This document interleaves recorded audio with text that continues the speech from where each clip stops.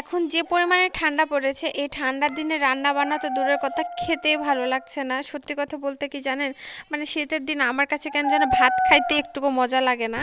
মানে একটু ভাজা পোড়া টাইপের খারাপ খাবার বলেন বা রুটি মুড়ি এই ধরনের খাবারই ভালো লাগে, তারপরও কি রান্না তো করেই খেতে হবে। হে এভরিওয়ান, আসসালামু আলাইকুম। চলে আসলাম আজকে নতুন একটা ভিডিও নিয়ে, আই হোপ আপনাদের ভালো লাগবে। আজকে সকালে ঘুম থেকে উঠে ভাবছি কি রান্না করব, তারপর এখানে পেঁয়াজের কি বলে এটা পাতার ডাঁটাগুলো ছিল, এগুলো দিয়ে আপনাদের ভাইয়া মাছ রান্না করতে বলেছিল, যেটা দিয়ে নাকি মাছ রান্না করলে খুব মজা লাগবে। তো যাই হোক, আজকে এই রেসিপিটা ট্রাই করে দেখব। কখনোই খাইনি, ফার্স্ট টাইম খাবো। জানি না কেমন হবে, বাট ট্রাই করতে অসুবিধা নেই। খারাপ হলেও খেতে হবে, ভালো হলেও খেতে হবে। যদিও প্রথমবার রান্না করছি, তারপরও মোটামুটি ভালোই হয়েছিল। তো যাই হোক, এবার কাটাকাটি করতে বসে গেলাম। এই যে দেখছেন, এই যে পেঁয়াজের এই পাতাগুলো দিয়ে এগুলো হচ্ছে কাটাকাটি করতে বসে যাচ্ছি। সত্যি কথা বলতে কি জানেন, শুরুটা যেমনই হোক না কেন শেষটা অনেক সুন্দরই হয়। আমরা মনে করি যে কোনো রান্না করতে গেলে খারাপ হবে খারাপ হবে, কিন্তু যদি আমরা রান্না করতে করতে যাই, যদি মনে শক্তি জোগাড় করে যদি রান্না করি, ইনশাআল্লাহ সেটা ভালো হবেই। এটা কেউ আটকাতে পারবে না। তো আমি এখানে হচ্ছে সবগুলো কাটাকাটি করে নিয়ে নিচ্ছি। যারা ধৈর্য ধরে আমার ভিডিওটি দেখছেন তাদেরকে অসংখ্য পরিমাণে ধন্যবাদ। অবশ্যই আমার সাথে থাকবেন। আর যদি কোনো কিছু বলার থাকে অবশ্যই কমেন্ট করে জানাবেন। প্রচুর পরিমাণ ঠান্ডা পড়েছে গাইজ।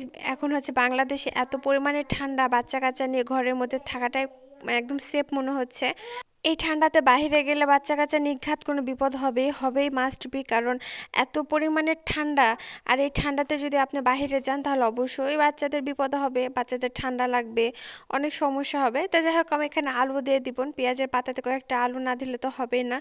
আর আলু এমন একটা তরকারি যেটা সব তরকারির সাথে মিশে যায়। তো যাই হোক, এখানে আলু আর পেঁয়াজের পাতা দিয়ে এই কয়েকটা উপাদান দিয়ে রান্না করব। এখানে মোটামুটি অনেকখানি হয়েছে, যেহেতু আমরা দুজন মানুষ, খুব একটা বেশি নিব না। এবারে এটা খুব ভালো করে পরিষ্কার করে নিতে হবে, ধুয়ে নিতে হবে। আমার সব থেকে ভালো লাগে কিচেনের সবজি কাটার পরে যে ধোয়াধুয়িটা, খুব ভালো লাগে। আমি পরিষ্কার পরিচ্ছন্ন থাকতে খুব পছন্দ করি, জানি না কতটুকু থাকি, তবে আমি চেষ্টা করি সবসময় পরিষ্কার রাখার। রান্নাঘর বলেন, বিশেষ করে রান্নাঘরটা আমার খুব ফেভারিট একটা জায়গা, যে জায়গাটা আমি সবসময় পরিষ্কার রাখতে খুবই পছন্দ করি। মানে অন্য কিছু পরিষ্কার থাকুক না থাকুক, আমার রান্নাঘরটা বাথরুমটা সবসময় ক্লিন থাকবে। আর আমি এগুলো পরিষ্কার রাখার অনেক চেষ্টা করি। তো যাই হোক, চলুন এবার আমি রান্নার কাজে চলে যাই। প্রথমে এগুলো খুব সুন্দর করে আমি একটা কড়াইতে ঢেলে নিব, যেহেতু এটা মাখিয়ে রান্না করব। তাহলে বুঝতে পারছেন, এখানে আমি হচ্ছে বাটা মাছ দিব। তো এখানে একটু বড় সাইজে বাটা মাছগুলো নিলাম। আপনারা চাইলে এটা গুঁড়ো মাছ দিয়েও রান্না করতে পারেন, আবার চাইলে আপনারা এটা শুটকি দিয়েও রান্না করে খেতে পারেন। শুটকি দিয়েও খাইলে খুব মজা লাগবে। আমার আম্মুকে সবসময় দেখতাম রান্না করে খাওয়াতে, পেঁয়াজের পাতা বলে, পেঁয়াজের যে ফুলকা বলে, ফুল বলে যেটা, ওটা আর কি। তো ওগুলো আপনাদের অনেক বেশি মজা লাগে। তো আমি ফার্স্ট টাইম রান্না করব, খেয়েছি অনেকবার, বাট রান্না করছি। এখানে হচ্ছে আমি মরিচ গুঁড়া পরিমাণটা একটু বেশি দিলাম, যেহেতু আমরা ঝাল খাবার পছন্দ করে বেশি। লবণের গুঁড়া, হলুদ গুঁড়া, আর এখানে ধনিয়া গুঁড়া দিচ্ছি। সবকিছু দিয়ে একসাথে খুব ভালো করে মাখিয়ে রান্না করে দেখবেন গাইস। অল্প একটু পানি দিবেন, পানি আবার বেশি দিবেন না, অল্প করে পানি দিবেন। দেখবেন যে হালকা একদম হালকা পাওয়ার দিবেন, দিয়ে রান্না করবেন, দেখবেন যে অনেক বেশি টেস্ট হবে। একটা কাহিনী বলি, যে আমি একবার হচ্ছে রান্না করছিলাম, কিন্তু কড়াই ভর্তি আমি পানি দিয়েছি, পানি শুকায়ও না, রান্নাটাও এত ফ্যাসফ্যাসা হয়েছিল। তো এগুলো রান্না করতে হয় একদম টেকনিকে। আম্মুকে সবসময় দেখতাম খুব সুন্দর করে মাখায় জাখায় অল্প করে পানি দিয়ে একদম মিডিয়াম আঁচে রান্না করতো, হয়ে যেত, রান্নাটাও মজা হতো। তা আমি যখন রান্নাটা প্রথম প্রথম ট্রাই করি, তখন আমি প্রচুর পরিমাণে পানি দিতাম, কড়াই ভর্তি পানি দিতাম, পানিটাও শুকাতো না, রান্নাটাও মজা হতো না। তো যাই হোক, এখন রান্না করতে করতে একটা টাইমে অভ্যস্ত হয়ে গেছি। এটা মাখিয়ে অল্প করে পানি দিয়ে যেহেতু চড়িয়ে দেবো, তার ফাঁকে রান্নার ঘরটা পরিষ্কার করে নিলাম, বাচ্চাকে ক্লিন করলাম। সকালবেলা উঠে আমি রান্না করে নিচ্ছি।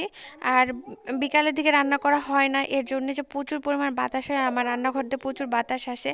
এই জন্য আমি তাড়াতাড়ি করে একবারে রান্না করে নিব, রাতে যেহেতু যেন রান্নাঘরে না আসা লাগে আর কি। এমনি নর্মালি আমার মেয়ের জন্য একটু নাস্তা নাস্তা বানানো হয়, ওকে যেমন বিকালে একটু নুডলস টুডলস করে দেওয়া হয়, না হলে তো আর হবে না।